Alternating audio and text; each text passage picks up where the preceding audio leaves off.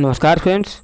भारतीय संविधान की अनुच्छेद का ये पार्ट 2 है। इसके पहले मैंने एक पार्ट अपलोड कर दिया है, उसमें मैंने 1 से 78 तक जो भी महत्वपूर्ण अनुच्छेद थे वो बताए थे। इसके बाद मैं इस पार्ट में अनुच्छेद 79 के बाद सभी महत्वपूर्ण अनुच्छेद आप लोग कराने जा रहा हूँ। अगर आपने पार्ट 1 नहीं देखा है तो जाके देख सकते हो। तो चलिए देखते हैं। जैसे मेरा अनुच्छेद 79 दिया है 79 में दोस्तों क्या है कि संसद का गठन होगा। अनुच्छेद 79 में बताया गया कि संसद का गठन होगा। इसकी क्या होगा, इसमें राज्यसभा, लोकसभा और राष्ट्रपति ये सभी मिलकर क्या करते हैं, संसद का निर्माण करते हैं। अनुच्छेद 80 में क्या होता है दोस्तों, राज्यसभा की संरचना बताई गई है। किसमें, अनुच्छेद 80 में। उसके बाद है हमारा अनुच्छेद 81 में क्या है, लोकसभा की संरचना है। दोस्तों एक ट्रिक है हमारी, मतलब क्या है, सरल जो है, इससे क्या होता है, अनुच्छेद 79 में संसद हो गया, रा मतलब राज्यसभा, ला मतलब लोकसभा। ये अनुच्छेद 79, 80, 81 सभी इसी में आ जाएंगे। आपको क्या याद रखना है, सरल। इसके बाद देखते हैं अनुच्छेद 83 में क्या वर्णित है, संसद के सदनों की अवधि। अनुच्छेद 83 में क्या है कि मतलब जो संसद के सदन है उनकी अवधि के बारे में बताया गया है अनुच्छेद 83 में। उसके बाद है हमारा अनुच्छेद 84 में क्या है कि संसद के सदस्यों के लिए आहारता।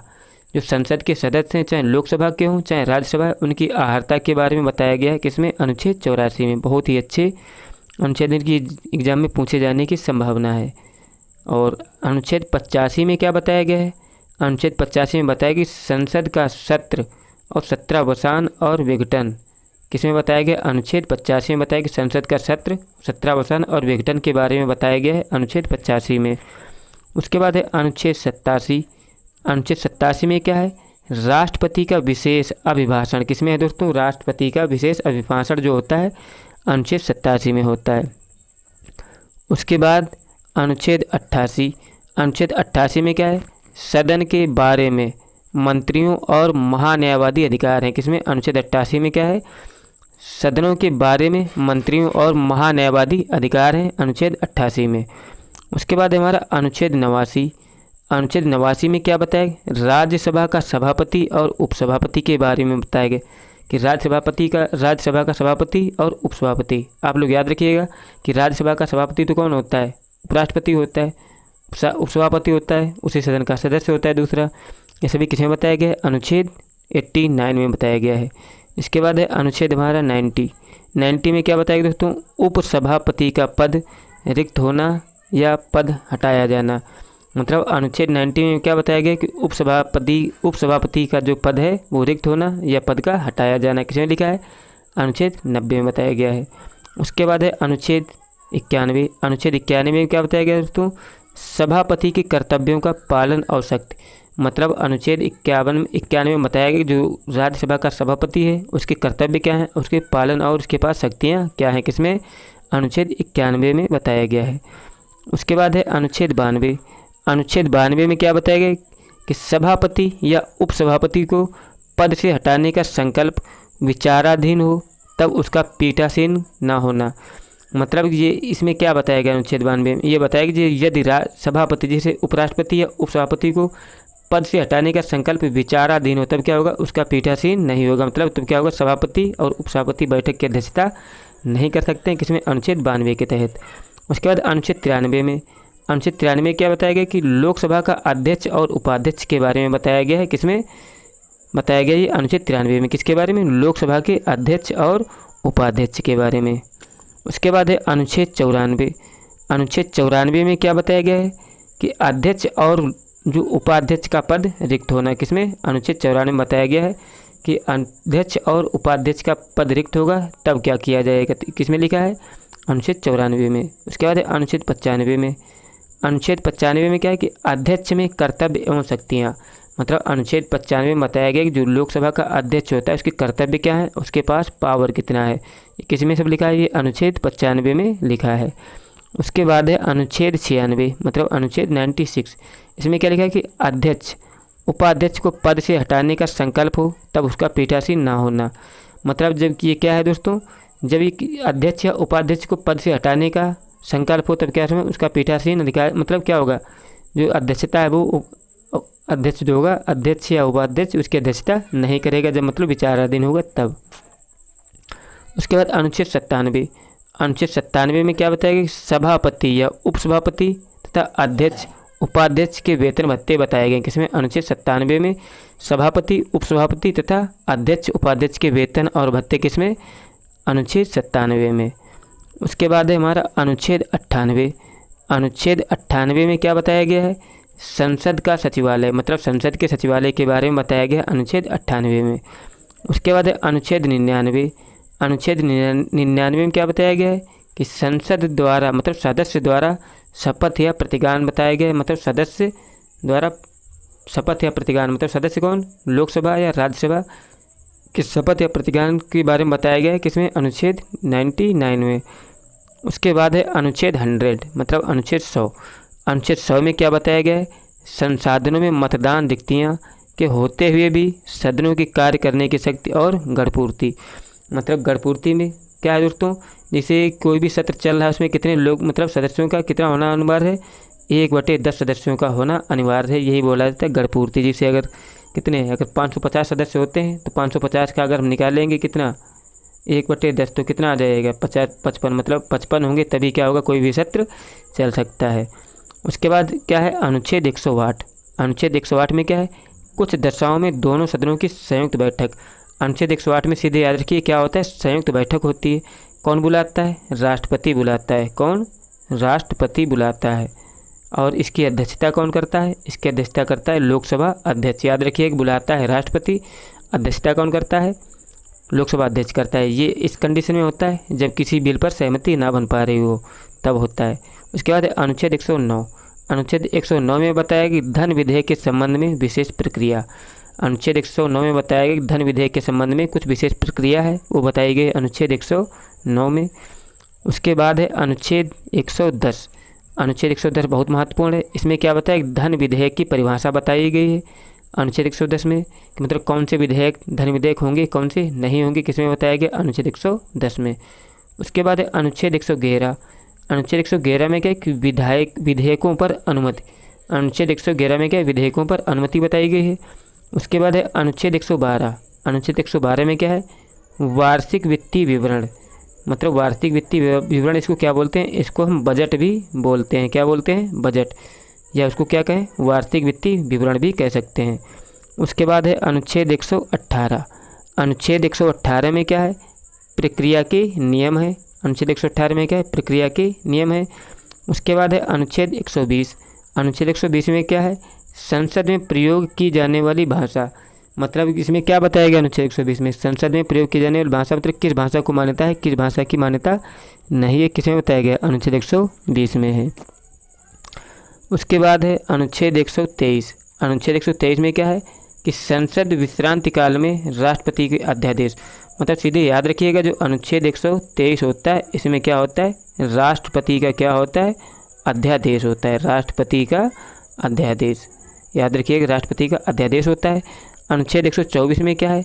अनुच्छेद 124 में सबको पता होगा कि अनुच्छेद 124 में क्या होता है? उच्चतम न्यायालय की स्थापना और संगठन है। किसमें? अनुच्छेद 124 में उच्चतम न्यायालय की स्थापना और गठन। उसके बाद है अनुच्छेद 125। अनुच्छेद 125 में क्या है? जो अगर 124 में स्थापना है तो उसके बाद क्या होगा? उनको वेतन भी तो दिया जाएगा। किसमें? अनुच्छेद 125 के तहत। उसके बाद है अनुच्छेद 126।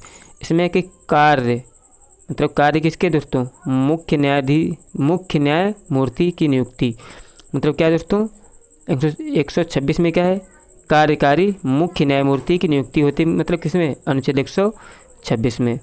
उसके बाद है अनुच्छेद 127। अनुच्छेद 127 में क्या है? तदर्थ न्यायमूर्तियों की नियुक्ति, मतलब तदर्थ न्यायमूर्तियों की नियुक्ति किसमें होगी? अनुच्छेद 127 में। इसमें क्या दोस्तों? मुख्य न्यायमूर्ति की नियुक्ति किसमें? अनुच्छेद 126। यहाँ पे कार्य गलत दिया है। मुख्य न्यायमूर्ति की नियुक्ति अनुच्छेद 126 के तहत, और तदर्थ न्यायमूर्तियों की नियुक्ति अनुच्छेद 127 के तहत होती है। अगला क्वेश्चन है कि अनुच्छेद, मतलब क्वेश्चन क्या? अनुच्छेद 128।